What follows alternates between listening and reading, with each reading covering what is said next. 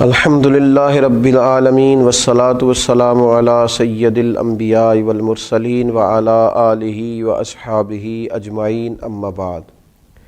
اعوذ باللہ من الشیطان الرجیم بسم اللہ الرحمن الرحیم وشاورہم فی الامر فاذا عزمت فتوکل علی اللہ ان اللہ یحب المتوکلین۔ صدق اللہ العظیم۔ اللہم صلی علی سیدنا و مولانا محمد معدن الجود والکرم وآلہ وصحبہ وبارک وسلم۔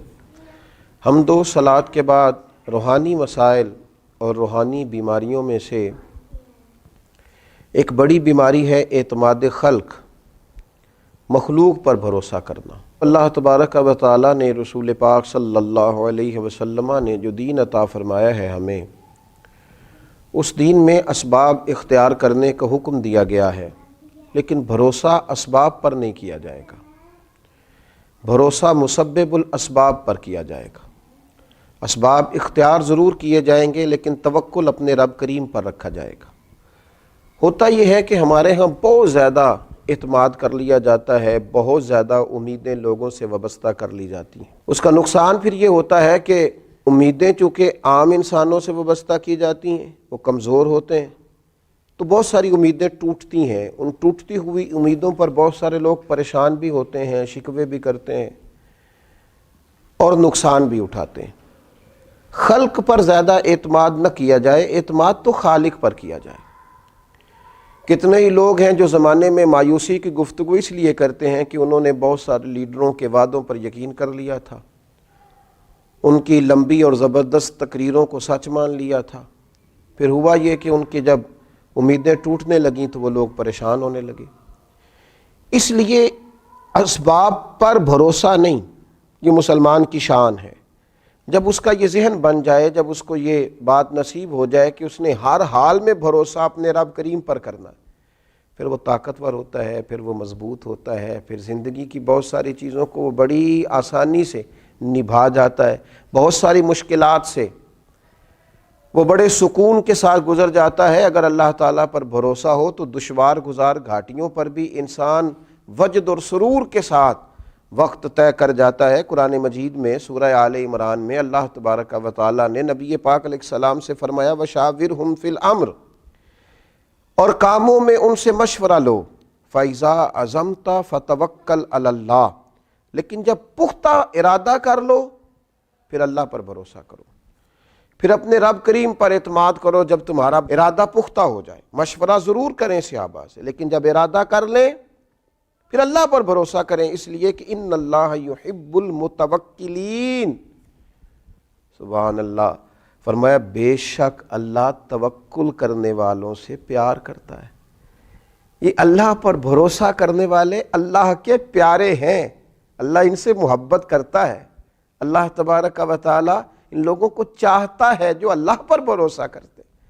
انہوں نے اپنی ساری چاہتوں کا کیا خوبصورت مثال ہے سیدنا ابراہیم خلیل اللہ کی، آگ میں پھینکا جا رہا ہے، اتنے بڑے مجمع میں دور دور تک اپنا دوست کوئی دکھائی نہیں دے رہا، کوئی نہیں ہے اپنائیت کا اظہار کرنے والا، ہمدردی کا اظہار کرنے والا۔ منجنیق میں ڈالا جا رہا ہے، میلوں پھیلی ہوئی آگ میں پھینکا جائے گا، فرشتہ حاضر ہوا ہے، عرض کرتا ہے میری ہوا پہ ذمہ داری ہے، اگر آپ حکم کریں تو ہوا نہ چلا دوں، اڑا نہ دوں اس آگ کو، فرمائیے۔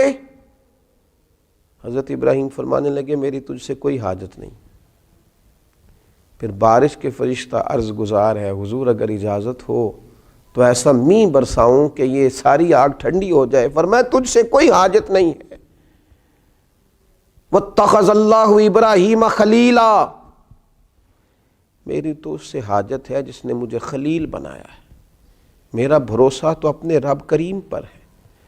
اعتماد خلق چھوڑ دیا، اب آرزوؤں کا مسکن، محبتوں کا منبع، دعاؤں کی جگہ، ہر چیز اپنے رب کو مان لیا ہے۔ اب وہ جس حال میں رکھے گا اسی حال میں رہنا ہے، اب وہ جو عطا کرے گا اسی پر شاکر ہونا ہے، وہ جس آزمائش میں ڈالے گا اس پر صابر ہونا ہے، جس رستے چلائے گا خوشی سے چلنا ہے۔ بھروسہ اللہ پر، اعتماد اپنے رب پر، اپنے مالک کریم کی ذات پر، ساری توجہات اسی کے دیے ہوئے پر قناعت، اسی پر صبر، اسی کا شکر، اسی کے لیے دل کی ساری چاہتیں، اسی کی طرف انسان کا سارا رجوع۔ میرے نبی اکرم نور مجسم شفیع معظم صلی اللہ تعالیٰ علیہ وسلم نے جب اپنے صحابہ کے دلوں میں یہ بات پوری طرح ڈال لی تھی نا کہ تم نے اللہ پہ بھروسہ کرنا ہے، اعتماد خلق نہیں اعتماد خالق کرنا ہے، تو اس کا لازمی نتیجہ یہ نکلا تھا کہ وہ 313 تلواریں لے کر نعرے لگاتے ہوئے بدر کی طرف بڑھ گئے تھے۔ دوسری طرف بھروسہ تھا تلواروں پر، نیزوں پر، برچھیوں پر، تعداد پر، یہاں بھروسہ تھا اللہ رسول پر۔ نتیجہ کیا نکلا؟ جن کا رب رسول پر بھروسہ تھا انہیں فتح نصیب ہو گئی، اور جو دنیا کے ظاہری اسباب پر بھروسہ کیے ہوئے تھے وہ خائب و خاسر ہو کر لوٹ گئے۔ اسباب سارے اختیار کیے جائیں گے، کوشش تمام اسباب کی جائے گی، لیکن سارے اختیار حاصل کر کے وہ جو میرے رسول پاک صلی اللہ تعالی علیہ وسلم نے صحابی سے کہا تھا نا کہ اونٹ کو پہلے باندھ لے، لیکن باندھنے کے بعد بھی بھروسہ اللہ پہ کرنا، یہ خیال رکھنا کہ اسے چور سے، ڈاکو سے، ہر چیز سے اس کی حفاظت اللہ تعالیٰ کرے گا۔ اسباب اختیار کریں، محنت کریں، جد و جہد کریں، لیکن لوگوں سے امیدیں رکھنی چھوڑ دیں۔ ہر وقت دوسروں پر یہ شکوہ کرنا کہ تو میرے حقوق ادا کر، تو میرا خیال کر، تو میری بات سن، تو میرے اوپر توجہ دے، تو میری باتوں میں دلچسپی کا اظہار لے، اسے چھوڑ دیں۔ اپنی توجہات کا مرکز رب رسول کو بنائیں، اللہ تبارک و تعالیٰ کی ذات والا صفات کے ساتھ دل لگائیں۔ میرے نبی اکرم صلی اللہ تعالیٰ علیہ وسلم نے فرمایا جو شخص اللہ پر بھروسہ کرتا ہے اور اسی کا ہو کے رہتا ہے، بھروسہ کرتا ہے اور رب ہی کا ہو کے رہتا ہے، فرمایا رب تعالیٰ اس کے ہر کام میں کفایت کرتا ہے اور اسے وہاں سے رزق دیتا ہے جہاں سے اس کا گمان بھی نہیں ہوتا۔ اور حضور فرماتے ہیں جو دنیا پر توکل کرے اور اسی کا ہو کے رہ جائے، پھر اللہ بھی اسے دنیا کے حوالے کر دیتا ہے، وہ دنیا ہی کا اسے کر دیتا ہے اللہ تعالیٰ، وہ دنیا ہی کا ہو جاتا ہے۔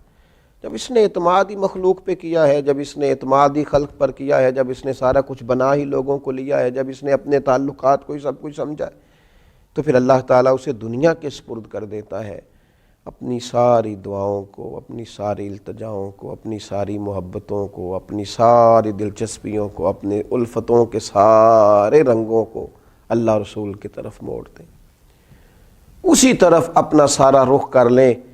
جب کوئی رب کریم کا ہو جاتا ہے تو اللہ تبارک و تعالیٰ کبھی اپنے بندوں کو مایوس نہیں کرتا، وہ کبھی اپنے بندوں کو تنہا نہیں چھوڑتا، وہ کبھی اپنے بندوں کو دنیا کے سپرد نہیں کرتا، وہ کبھی اپنے بندوں کو رسوا نہیں کرتا، وہ کبھی اپنے بندوں کو کسی معاملے میں تنہا نہیں کرتا۔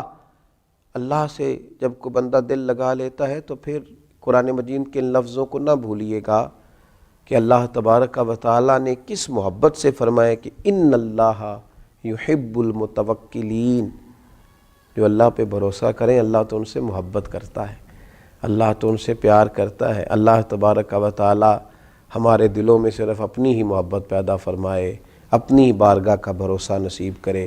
آخر دعوانا الحمدللہ رب